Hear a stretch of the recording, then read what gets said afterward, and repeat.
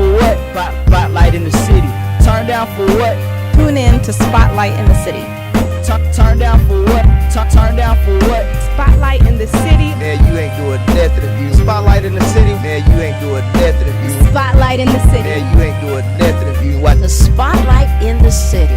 Hey. First of all, I want to thank everybody. First thing before we start this process, I want to kind of just introduce the people who are really helping to make this happen. This lady in the red dress, come here right quick. This is Nicole Messiah, our event coordinator. And I want y'all to know something about this lady, because she's just a really good friend of mine who bought into a vision that I had, and she has made it her life. And I want to thank Nicole for taking it upon herself to get involved with this, not because she cared anything else, but about making sure that movement had a voice. So can y'all first give her a round of applause for me for that? Now, this gentleman kind of has, I think I cuffed him, but sometimes I be feeling like he cuffed me. And he's kind of been like the brother to me and really saying, man, sometimes they say, let me tell you, and he always started, let me tell you about when we did in the music business. He always gives me a story or something to help me understand what made him successful. If y'all don't know, this is a man who's been at a lot of major labels as a VP. If all of us really love music, then you know what Uptown Records is, and you know a lot of great people from your Puffies and all of that came from Uptown Records. If y'all love Donnell Jones and all of that, if y'all love those Heavy D and Heavy D and the Boy, if you love all of that, then you love Eddie F. Yes, sir. You know what I'm saying? Because he's been a part of that. He's been a part of that history and building that history, and he's now helping me build this. Y'all give him a round of applause, please. Of course, this conference isn't solely about R&B. It's really about singers and about what is a star. What is a singer? What is a star? Because right now, I think we got a lot of people, the new industry we're in now, everybody just get on the internet, they become a part of the music industry as quick as they put their music on the internet. But you guys were part of an industry that was about standards. There's a filtering system. What was that standard? What defined that standard? How does that, and I would like to get each one of you to comment on that, because you were a part of, and then name one artist, a singer, that defined that standard for you. Mike, let me start off. Let me give you an example, because I'm in that phase right now. Capitol was sold to Universal Records earlier this year. So we're part now of the largest entertainment company in the world. And this is my second time working at Capitol. When I first came to Capitol, there was no urban music in the Capitol building. It hadn't been there in years. They took all the pictures off the wall, the Nat King Coles, the MC Hammers, the Frankie Bellews, all that stuff was put in a closet. So I just want to give you some history on where we're going with this.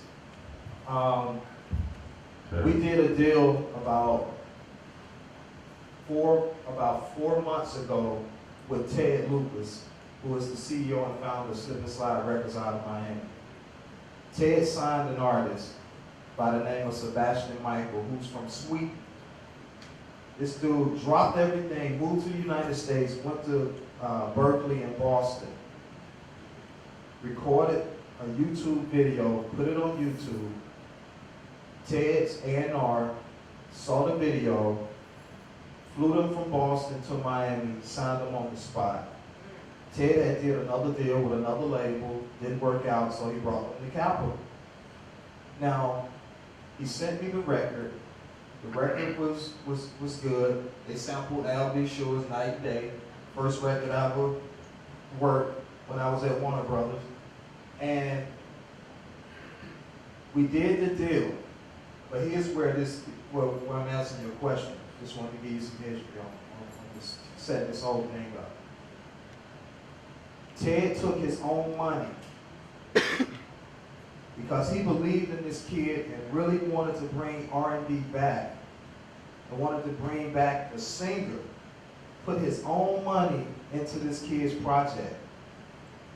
Now, we started promo tour about a month ago. We started in Miami and drove from Miami, Tampa, West Palm, Fort Lauderdale, Orlando. I drove from Miami all the way back up to Atlanta. We hit every radio station that had a sticker. Hit every radio station. We took it back to the old school, how we broke artists back in the day. But every place, every studio, every radio station, everywhere we went, everybody said the same thing. Man, I'm so glad to hear an R&B singer back. This kid is not even from the United States, okay? Not even from the United States.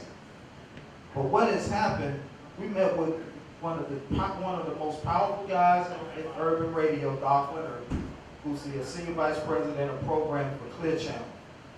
In Jacksonville, we had dinner. And for this guy who controls all the urban radio stations for Clear Channel to sit up and say, guys, you got a star in your mind. This kid is a star. Hello. Boston got me started.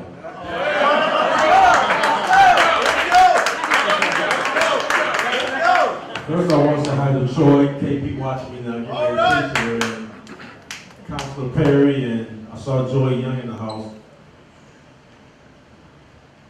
To piggyback on something Shanti said, we have got to the point of being self-entitled. That we think that someone owes us something. And while we're sitting around being ratchet and trying to walk it out and snap it out, the Justin Timberlakes of the world and the Robert Thicke studying our blueprint and taking it to another level. When we had James Brown, they copied us from Elvis. When we had Jackson 5, they copied us from the Osmond Brothers. When we had New Edition, they copied us. I'm playing with Lucas on the block. When we had Hammer, they copied us with Lies. When we had Run DMC, they copied us with the Beastie Boys. So while we're sitting here being cool and popping bottles, they sit back and study our blueprint. And if you watch the last award show, our R&B music presence in the last award show was 2 white boys. Woo! It's called The Way We See It.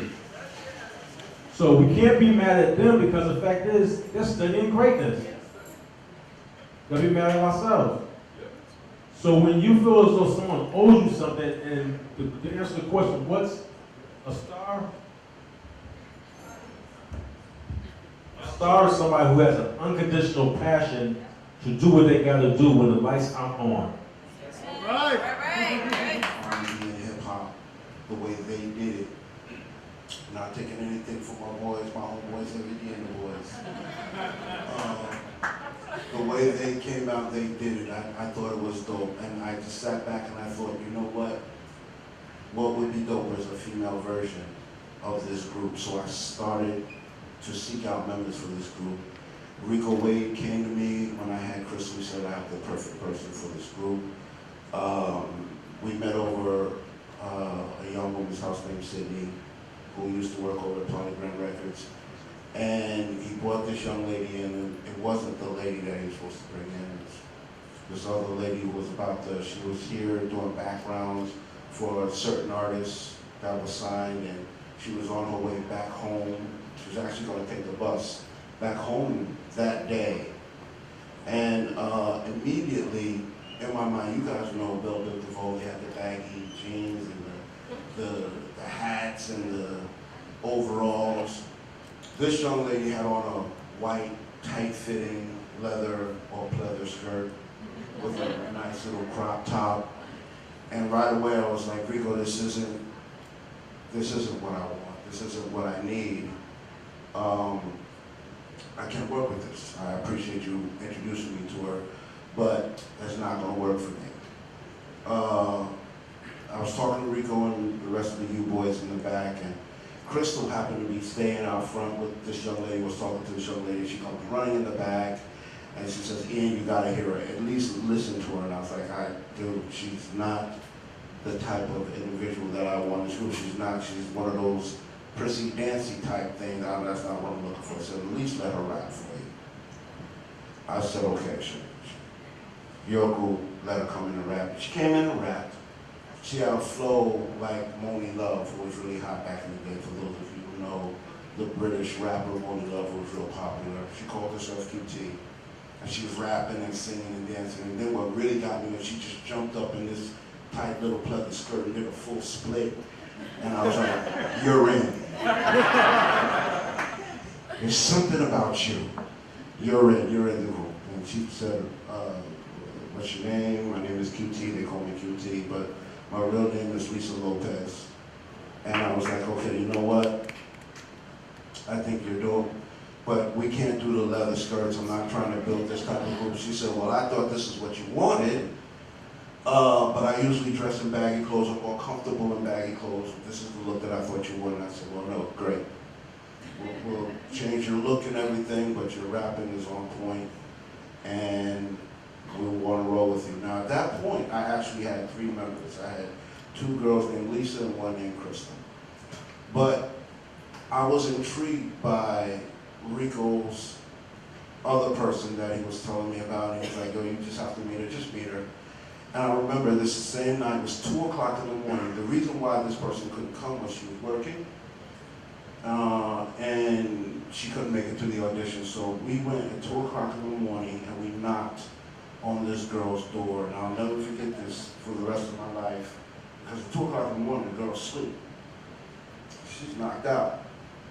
And, but she came and opened the door, and I swear to you, I was like, I found my boo. You're the one. You don't have to sing a note for me. You are the one, because this girl, no makeup on her face, short hairstyle, already tomboyish. And when I looked at Tiana, I was like, Jesus, you are the one that is going to fill out this group. She ended up singing for me anyway, and it's like, oh, whatever. So I don't care if you can't sing, you can't sing, you're the missing ingredient. But she had, bottom line of it is that she had that thing that pulled me in. That je ne sais quoi that made me go, you know what?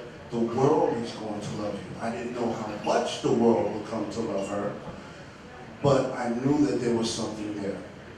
And we put the group together. I ended up kicking one of the other Lishas out the group.